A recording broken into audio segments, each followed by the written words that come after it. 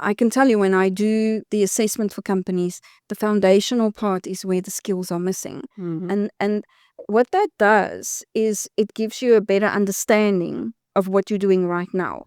We have incorporated AI. And AI hasn't been slow, so. No, it hasn't. And we're actually going to launch pretty soon. I think it's before the end of the year. We're launching our AI Essentials. That's the kind of thing that I would encourage companies to do, is to look at your skills that you have, assess them, and see where you can use those people and upskill them into a different area.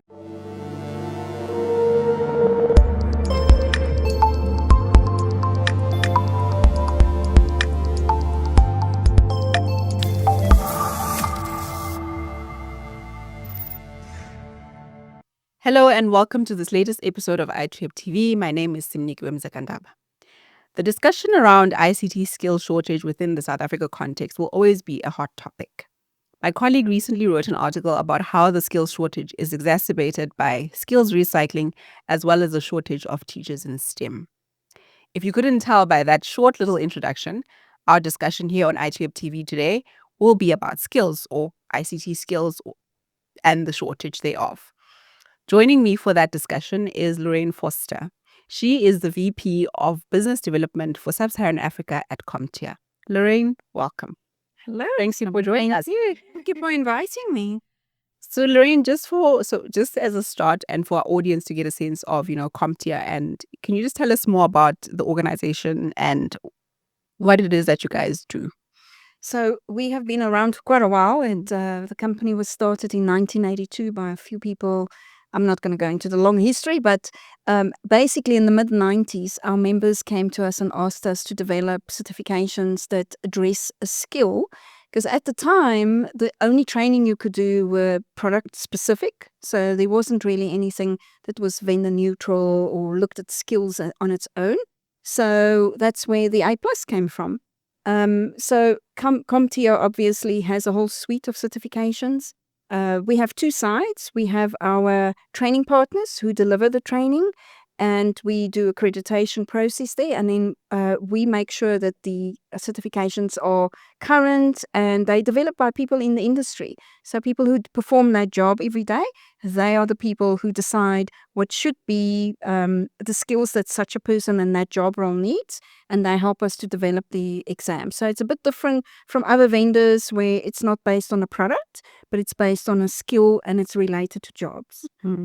And if you can just give me an example of the different, because you mentioned there's different types of certifications. What are we looking at in that regard? So we've developed a career path, and there's 3 paths. Our most recent and a new one to us is our data path. A lot of interest in the industry around that. Our 2 much more settled ones that we've had for quite a while is our cybersecurity, and then the other one is our infrastructure paths. Another interesting take that I got from what you said is that around the fact that people who are in these roles are the ones that actually develop the curriculum to help, to kind of give you a sense of what skills you'll need. How do you guys go about vouching for who's the best person to develop the certificate or like the curriculum, and if you can just take us through a process of that, how that happens. So when there's a bit of a difference between updating, which is a bit shorter period, and then also developing from scratch.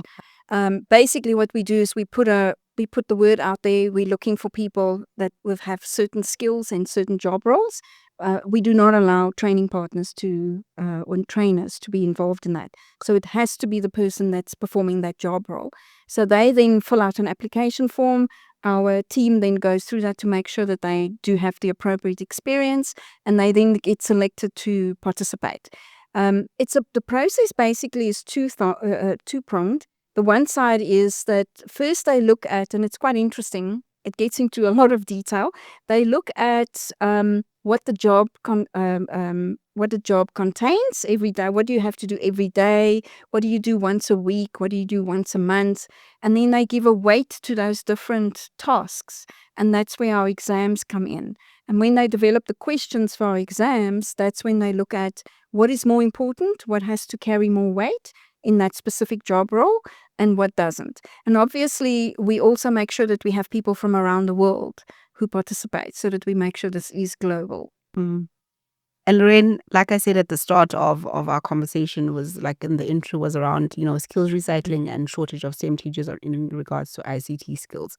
Where, like, having with CompTIA being around for so many years, where are you guys noticing, or where have you noticed the skills gap? Where does it exist in what you do? And yeah. I think, let me start with school, and I'm not going to knock teachers or anything like that. We have problems, and a lot of people are working around that. There's a lot of work done by the industry as well as universities to help people that come out of school. I think the thing for me is that we have to remember we have a million matriculants that matriculate every year. And I shared some stats recently when I spoke to teachers, a group of teachers. 1 million kids graduate high school every year. Now, those people, not all of them, a very small percentage, I think it was less than 20%, gets taken up into a university. And some of them, the rest of them, where do they go? Yeah. So I feel very passionate about the young person who doesn't have the opportunity to go and study higher education, because that person is the one that faces a real challenge. If they don't have the funds, where do they go? How do they get a job? There's a lot of people that we have to help get into a profession, and IT is everywhere. It doesn't mean if a person does an IT course that they have to work in the IT industry. They can work in virtually any industry that's out there, because IT, goes right across. Everywhere. Yes. Exactly. So I think to say that there's a shortage of skills, I don't want to equate that to the number of people that are being trained, because, as I say, it's a board. You can use those skills wherever you go. And the beauty of the CompTIA certifications is because they vendor neutral, they actually apply to a skill and not a product. We happen to teach the products, but it's what's the current thing that's being used. So that's the matriculant. Now, once they get training, they can't find a job because they don't have experience. You've heard that before. Yeah. So I've recently interviewed a couple of CEOs and C-suite individuals, and I asked them all this question. And some of the things that come out of there is, go offer your services for free at a company. Enrich your skills. Teach yourself. Go. The internet is wonderful. There's a lot of courses available that's for free. So that individual can then, enrich themselves and make them more employable. I do believe that there is a shortage, but I believe the shortage is more at the top. And So it's not about, at entry level. well, like I said to you, I do believe that we don't have to, we mustn't stop doing that, because IT is so important and people aren't necessarily going to work in IT. So I think that stream should happen. It should carry on and it should feed all sorts of industries. But I think if you look at the IT industry, what I would like to see companies do is take individuals that are working for them and building those people up to have the high end, to fill those high end skills that everybody's saying where they have a shortage. Instead of importing people or using skills from overseas, why don't you rather work on people here? Why don't you upskill the people that you have?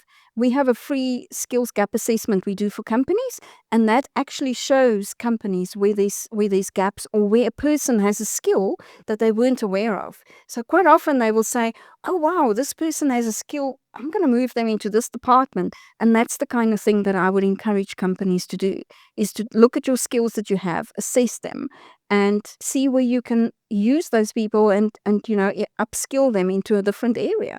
Okay, so kind of looking at in-house and then building in-house and then moving Yes. to moving the people within. Okay, and I suppose you did mention, because I was going to ask, my question was like, how easy would it be for a company to do that?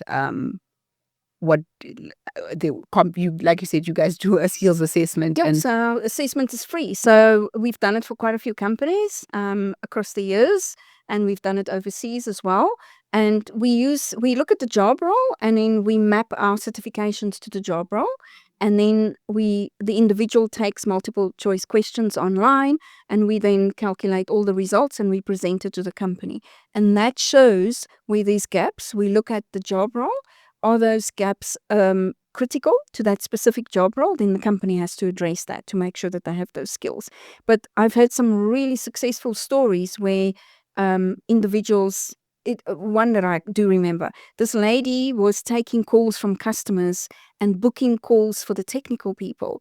And in the time that she was working there taking calls, she learned a lot of technical stuff herself. And she was so interested that she furthered her own knowledge. And the company didn't know. So when they did the assessment, she asked to be assessed as well. And they realized that they have this gem working for them and they didn't know. And she was promoted into another role. So I think if you assess what you have and you can see where you can build on top of that, and that obviously also creates an opening for new people to come in, because we have to accommodate the youngsters that are coming out of school. So I will never say stop teaching entry-level skills, because that's very important. We have to keep circulating. But then said company could say that it's easier for me to just go grab someone who already has the skill, instead of me having to go through the process of evaluating my organization, being like, okay, this is where I need to upskill on, etc., etc. What would you say to that? Like, where they're like, oh, let me just... Yeah, it's the easy way out, isn't it? It must be more expensive too. Don't you think? I would say it would be much more expensive. I just feel that if you already have the skills internally, you have somebody that already fits your company culture, which is the big thing we all hear about.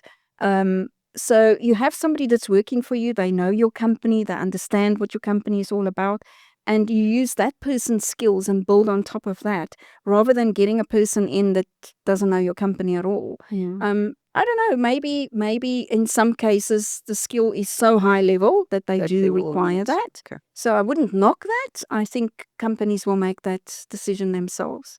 But I hear this a lot, that they actually do encourage people that work for them, most companies locally, to look at different career paths within the company. So it's happening.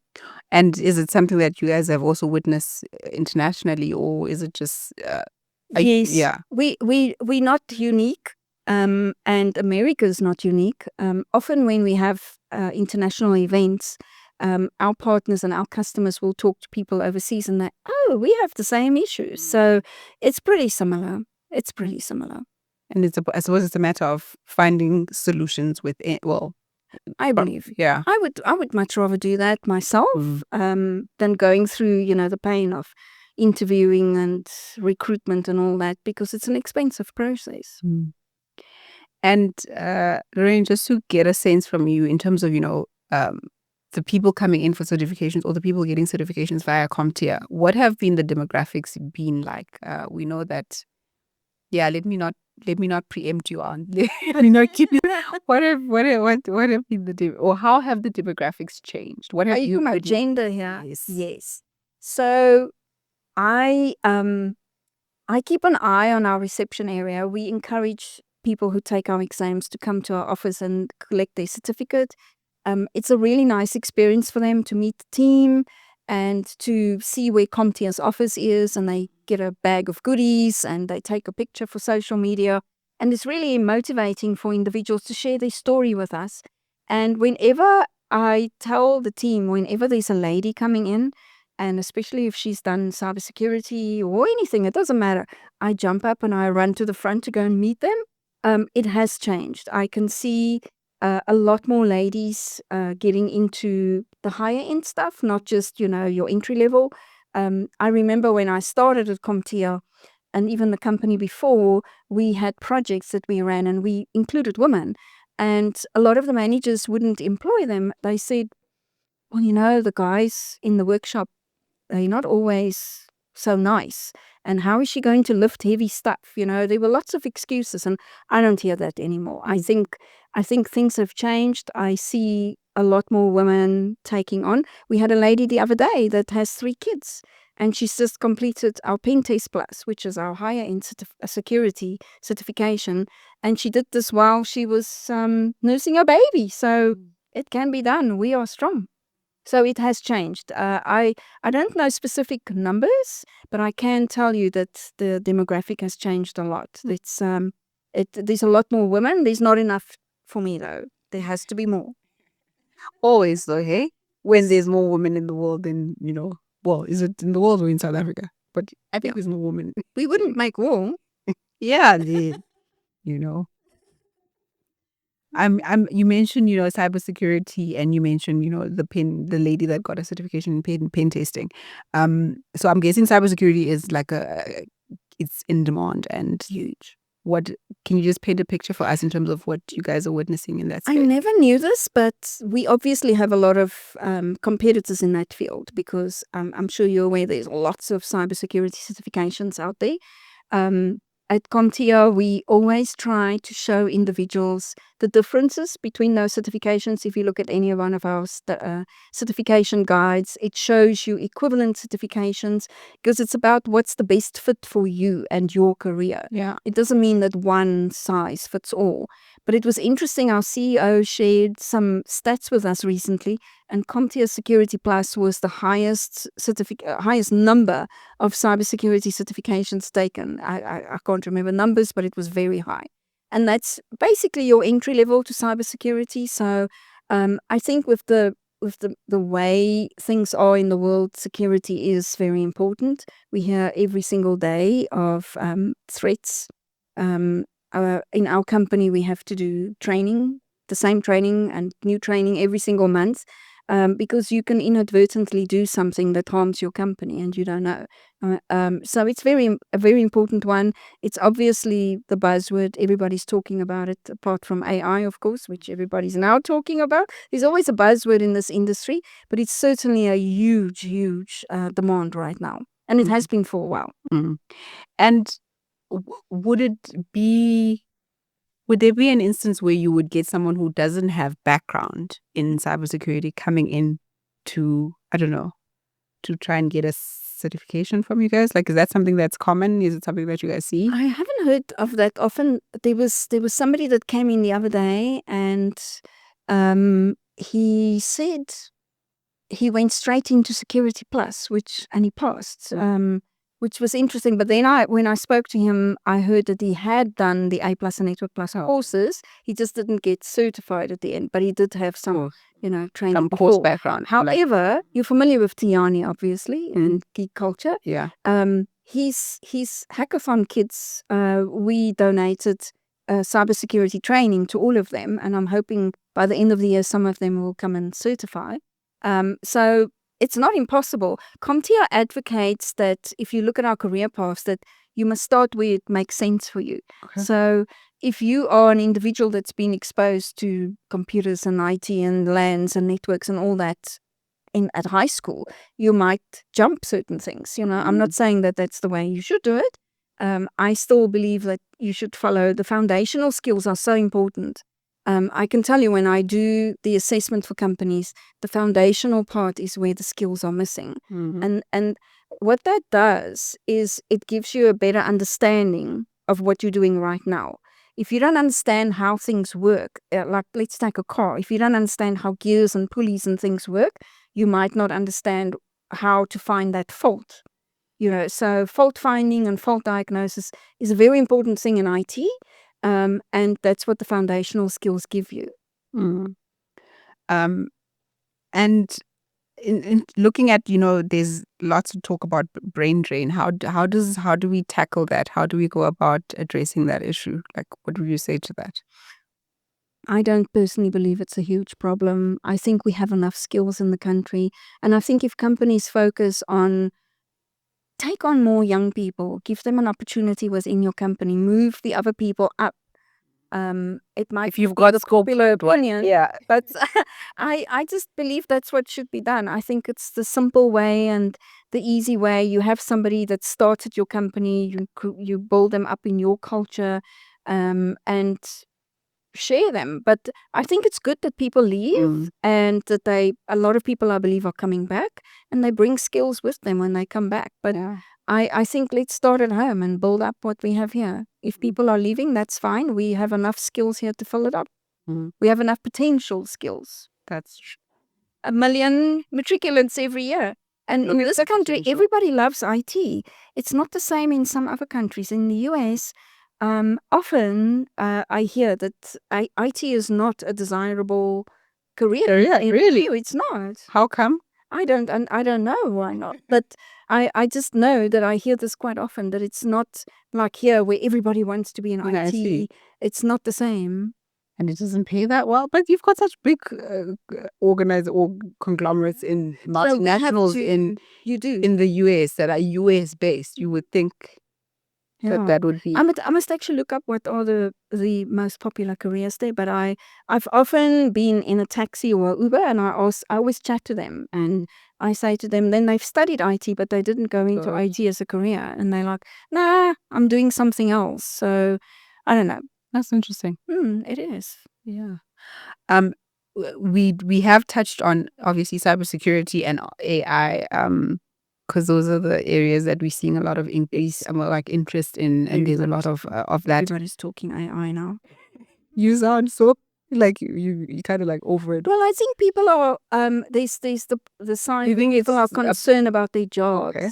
And if you saw the recent interview with Elon Musk, you will be running for the hills, because he said at some point there's not going to be a need for individuals. I don't know. Isn't that just feeling? I'm not as clever as he is, but I think I'm much more towards the side. I'm leaning much more towards the side where you can use AI as a tool. You being a journalist, I'm sure you use AI to a certain extent. We all are, Maybe not. Maybe not. It's not about me here. No, I know. Yes, no, but you are not the only person who's mentioned this, Loraine, where you saying that AI can be used as a tool. You don't see it as a replacement tool for humanity, which just shows you that Elon is literally the only one who will say that, but that's on him. This is not about him. I refuse to believe that a machine is going to take over every job that's out there. It can't. Yeah, and like they say, it's supposed to take away the monotony and like just automate all of those things that you would do, which leaves the rest of us, like to be more creative and to do things that you don't need a machine to do. Absolutely. Yeah. I've written sort of like a caption for my LinkedIn posts, and then just to see what AI will do, I will click on it and say, see if you can write it better. And I'm proud to say it never can better. I'm just joking. No, but hey, I'm not a journalist. But yeah, no, we get those times where you kind of like, how do I start this article? Yeah, it happens. It helps, yes. Yeah, no. So just like we know, the quantum computing is also like there's a fundamental shift in how we think about computing, like throughout. Then especially because we've seen IBM as an example that is like kind of the leader in quantum computing. What does CompTIA, like, what are you guys doing around quantum computing, and what are some of the, or is this like more just something that's more global and hasn't really come to a discussion that isn't really something that's common at the moment here within the South Africa context? So if you look at CompTIA and the type of company we are, we're not an IT company. So we're all about skills development. So I think when it gets to the point where there's a requirement for training and education around that, then it will probably be incorporated. It's like AI. Yeah. We've incorporated AI slowly into, I don't think it's slow, but we have incorporated AI. And AI hasn't been slow, so. No, it hasn't. And we're actually going to launch pretty soon. I think it's before the end of the year. We're launching an AI Essentials, which would be quite interesting. We've all been interested to take it ourselves to find out more about it. If you're interested, I'll send you a link. I was about to say, you elaborate more on what AI Essentials is. It's just basically understanding what AI is. Or literally essentials of AI. Yes. So it's not a technical course. It's probably like our Cloud Essentials, which is not meant for a technical person as such. It's more meant for admin and management to understand cloud and how it can help your business grow. So this is more, my understanding of it is that it will be not technical. Okay. So it's that's why we can do it. We can do it because we're not. So it's just a basic understanding. I'm sure there's going to be more technical things at some later point, or I would imagine it will be incorporated into our certifications.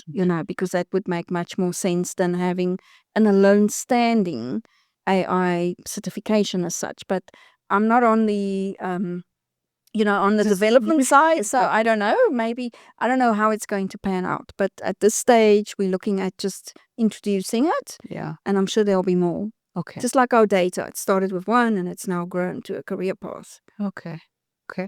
Loraine, you have quite a positive outlook in terms of skills and development and where you guys are. So I just want you to if you can share with the audience in terms of where do you think South Africa is going, and what are your hopes for the country around certifications or skills development, etc. Like I say, I think to me, I'm very passionate about individuals that leave school and those who don't have an opportunity. So I see a lot of projects focus on people who've had an opportunity. So they've already studied at a university and they get a second opportunity and a second project that they're involved in. And I would like to see people focus more on the individual who didn't have that opportunity, because everybody has the right to have an opportunity. So I'm passionate about those young people, and I hope that companies will keep on training. Our partners are amazing. They keep on training individuals, and we keep on feeding various industries with young people to come in, because it's such an exciting career. It's such an exciting industry to be in. It's such an exciting career to have. IT is always exciting, and you'll never stop learning. We all know that. We see these poor people studying and studying and studying. So I want us to focus on the young people, and if they come out of school, I don't want them to sit at home and not have an opportunity, not have hope. That's where I would like to focus, and that's what I like everybody to focus. I think there's an opportunity if we create that funnel and we look at the people that we have and we upskill them to fill the higher end jobs. We will create that opportunity to take on more young people and giving them the opportunity. That's what I would like to see. And Loraine, just as our just a last one from the surprise. So it's not even detail. So what book or podcast are you listening to that we could probably also just listen to? There's a young lady. I'm very bad with names, so I will have to give it to you afterwards. But there's a young lady on YouTube. She has regular podcasts with local people of all ages, and she focuses on specific careers, and she shows, she interviews them and looks at their pay slips, and it was incredible. I know, isn't that a no-no? So she's interviewed a couple of we've actually contacted her and asked to interview her, because she interviews real people out there and asks them how did they get into their career, what did they study, how did they get where they are, sort of what I'm doing with my videos, but this is anybody. She interviews from doctors. She's had some IT people. CompTIA always comes up, which is great. The foundational skills, that's where people start. But she is so inspirational even to young people, because I think young people are very driven by how much am I going to earn, aren't they? At the start of it. Yes. When they realize that the cost of living actually. Absolutely. Yeah. Absolutely. But she's really inspirational. I would encourage everybody to go and look at, especially if they're interested in starting a career, to go and listen and see what it actually entails and, how little the poor doctors really earn. Only when they start, though. That's true. Yeah, that's true. When they work at the government hospital, that's right. Loraine, thank you so much for your time, and thank you for coming to chat with us and to had a lovely discussion. Yes, thank you. Lovely. Thank you for inviting me. I had a great time. You're welcome. That was Loraine Vorster. She is the VP of Business Development for Sub-Saharan Africa at CompTIA.